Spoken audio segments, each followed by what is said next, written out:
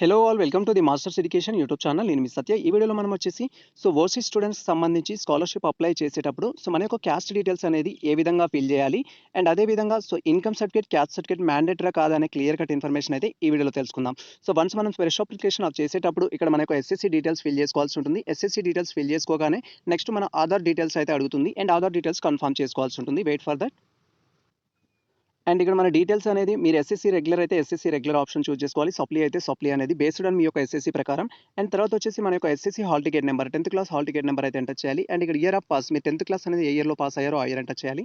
And next మీకు 10th class మెమోలో date of birth ఏ విధంగా అయితే ఉంటుందో ఆ విధంగా అయితే ఇక్కడ ఎంటర్ చేయాలి. అండ్ మీరు కనుక డిగ్రీ అప్లై చేస్తున్నట్టయితే ఇక్కడ డిగ్రీ ఆప్షన్ అయితే ఉంటుంది. అండ్ మీరు కనుక ఇంటర్మీడియట్ లెవెల్లో వొకేషనల్ లాంటివి చేస్తున్నట్లయితే ఎస్బీ టెట్ అనే ఆప్షన్ అయితే తీసుకోవాలి. మీరు ప్రజెంట్ పీజీ కానీ అదర్ డిగ్రీస్ చేస్తున్న వారు కావచ్చు, బీటెక్ స్టూడెంట్స్ కావచ్చు, మీరు వచ్చేసి ఏంటంటే ఇక్కడ అదర్ డిగ్రీ ఆప్షన్ అయితే చూస్ చేసుకోవచ్చు. అండ్ వన్స్ ఈ డీటెయిల్స్ ఫిల్ చేయగానే మనకు ఆధార్ డీటెయిల్స్ అయితే డిస్ప్లే అవుతాయి. ఈ విధంగా మనం ఎస్ఎస్సీ డీటెయిల్స్ ఫిల్ చేసి కన్ఫర్మ్ చేసుకోగానే నెక్స్ట్ మనకు ఎస్ఎస్సీ డీటెయిల్స్ అయితే డిస్ప్లే అవుతాయి. ఎస్ఎస్సీ మీ యొక్క name, mother name, father name, hall ticket number and మీ ఏ ఇయర్లో పాస్ అయ్యారు, డేట్ ఆఫ్ బర్త్ ఏంటి అనేది ఆటోమేటిక్గా డిస్ప్లే అవుతుంది. అండ్ నెక్స్ట్ వచ్చేసి ఆధార్ డీటెయిల్స్ అయితే ఫిల్ చేయాల్సి ఉంటుంది. అండ్ ఫస్ట్ వన్ ఏంటి అంటే ఆధార్ సర్టిఫికేట్లో మన యొక్క నేమ్ ఏ విధంగా అయితే ఉంటుందో ఆ విధంగా ఎంటర్ చేయాలి. కొన్ని నేమ్స్ అయితే డిఫరెంట్గా ఉంటాయి యాజ్ పర్ ఎస్ఎస్సీ ప్రకారం. ఆధార్ సర్టిఫికేట్లో ఏ విధంగా అయితే ఉంటుందో ఆ విధంగా అయితే ఇక్కడ కన్ఫర్మ్ చేసుకోండి. అండ్ ఆ తర్వాత వచ్చేసి మన యొక్క ఆధార్ నెంబర్ని అయితే 4 నెంబర్స్గా ఎంటర్ చేసుకోవాలి ఇక్కడ ఇచ్చిన 3 బాక్స్లలో అయితే. అండ్ మళ్ళీ రీకన్ఫర్మ్ చేసుకోవాలి. అండ్ ఇక్కడ చూస్ ఫైల్ పైన క్లిక్ చేసి మన యొక్క డాక్యుమెంట్ అయితే ఆధార్ స్కాన్ చేసి అప్లోడ్ చేయాలి. ఇది వచ్చేసి 100 KB కంటే తక్కువగా ఉండేటైతే సెట్ చేసుకోవాలి. అండ్ వన్స్ ఈ డీటెయిల్స్ ఫిల్ చేయగానే మన క్యాస్ట్కి సంబంధించిన డీటెయిల్స్ అయితే ఎనేబుల్ అవుతాయి. వన్స్ మన Aadhaar number and details confirm చేసుకోగానే నెక్స్ట్ అయితే applicant name in Aadhaar and SSC memo is matched అని చూపిస్తుంది.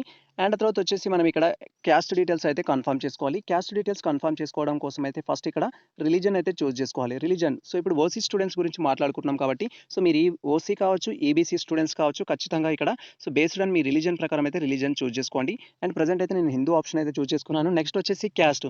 ఇక్కడ ఓసీ స్టూడెంట్స్కి వచ్చేసి ఏంటంటే 3 క్యాస్ట్లు అయితే ఉంటాయి. ఈబీసీ అని, ఈబీసీ అదర్స్ అని అండ్ అదేవిధంగా ఓసీ డీడబ్ల్యూ అని ఉంటుంది. డీడబ్ల్యూ అనేది ఏంటంటే ఏదైనా డిజబిలిటీ ఉన్న క్యాండిడేట్స్ అయితే ఖచ్చితంగా వాళ్ళకి డిజబిలిటీ సర్టిఫికేట్ ఉన్నట్లయితే ఈ ఆప్షన్ చూస్ చేసుకుంటారు. అండ్ ఆ ప్లేస్లో వచ్చేసి వాళ్ళ యొక్క డిజబిలిటీ సర్టిఫికేట్ అనేది అప్లోడ్ చేయాల్సి ఉంటుంది. నెక్స్ట్ వచ్చేసి అండ్ ఇక్కడ ఈబీసీ లిస్టెడ్లో అయితే మనం ఫస్ట్ లిస్టెడ్ ఆప్షన్ చూస్ చేసుకున్నాం. అండ్ లిస్టెడ్లో మనకు కొన్ని క్యాస్ట్లు అయితే ఇవ్వడం జరుగుతుంది సబ్ క్యాస్ట్లో.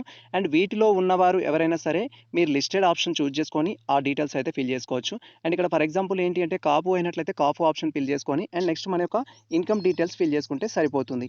అండ్ నెక్స్ట్ వచ్చేసి ఇక్కడ మీరు లిస్టెడ్ కాకుండా అదర్స్ అయినట్లయితే ఆ లిస్టెడ్లో మీ క్యాస్ట్ లేనట్లయితే ఇక్కడ ఈబీసీ అదర్స్ అనే ఆప్షన్ చూస్ చేసుకోవాలి. అండ్ ఇక్కడ మన యొక్క క్యాస్ట్ అనేది టైప్ చేయాలి. ఫర్ ఎగ్జాంపుల్ రెడ్డిస్ అయినట్లయితే రెడ్డిస్ అని, వైశ్యాస్ అయినట్లయితే వైశ్యాస్ అని టైప్ చేయాలి. అండ్ ఆ తర్వాత వచ్చేసి ఇక్కడ అర్బన్ ఆర్ రూరల్ అనే ఆప్షన్ అయితే చూస్ చేసుకోవాలి. మాక్సిమం అయితే మీరైతే రూరల్ అనే ఆప్షన్ అయితే ఇవ్వడానికి ప్రయత్నించండి. మీరు కనుక మెయిన్ సిటీస్లో ఉన్నట్లయితే అర్బన్ అని అయితే చూస్ చేసుకోవచ్చు.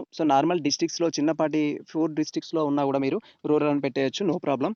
అండ్ ఇక్కడ వచ్చేసి ఏంటంటే ఆర్ప్ అని ఉంటుంది. ఎస్ఆర్ నో అనే ఆప్షన్స్లో మీరు ఎలిజిబుల్ ఉన్నట్లయితే ఆర్ పైన ఉన్నట్లయితే ఎస్ పెట్టండి, కానట్లయితే నో పెట్టేసుకోండి. అండ్ నెక్స్ట్ వచ్చేసి ఇక్కడ ఇన్కమ్ సర్టిఫికేట్ డీటెయిల్స్ అయితే ఫిల్ చేసుకోవాలి.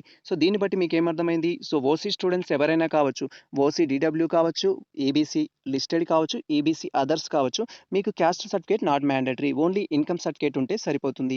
ఇన్కమ్ సర్టిఫికేట్ లేని వారు ఏంటి అంటే మీకు ఈబీసీ ఇస్తారు. ఈబీసీలో ఏంటి అంటే ఇన్కమ్ కమ్ క్యాస్ట్ అనేది ఉంటుంది.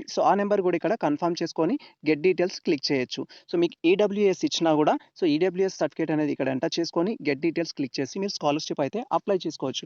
ఖచ్చితంగా మీకు ఈబీసీ సర్టిఫికేట్ ఇచ్చినట్లయితే మీరు వెళ్ళేసి రిక్వెస్ట్ పెట్టుకుంటే మీకు ఇన్కమ్ సర్టిఫికేట్ కూడా ఇస్తారు. మ్యాక్సిమం అయితే ఇన్కమ్ సర్టిఫికేట్ అయితే తీసుకోవడానికి ప్రయత్నించండి. మనకి ఇన్కమ్ సర్టిఫికేట్ అప్లై చేసి తీసుకోవడానికి వితిన్ 7 డేస్లో అయితే వస్తుంది. మనకి ప్రజెంట్ స్కాలర్షిప్ అప్లై చేసుకోవడానికి అయితే లాస్ట్ డేట్ 31st మార్చ్ అంటున్నారు కాబట్టి ఆ డేట్ వరకు మీరు స్కాలర్షిప్ అప్లై చేసుకోవచ్చు. మీకు ఎటువంటి డౌట్స్ ఉన్నా కూడా మన కామెంట్ సెక్షన్లో అయితే షేర్ చేయండి. ఖచ్చితంగా మేమైతే రెస్పాండ్ అవుతాం.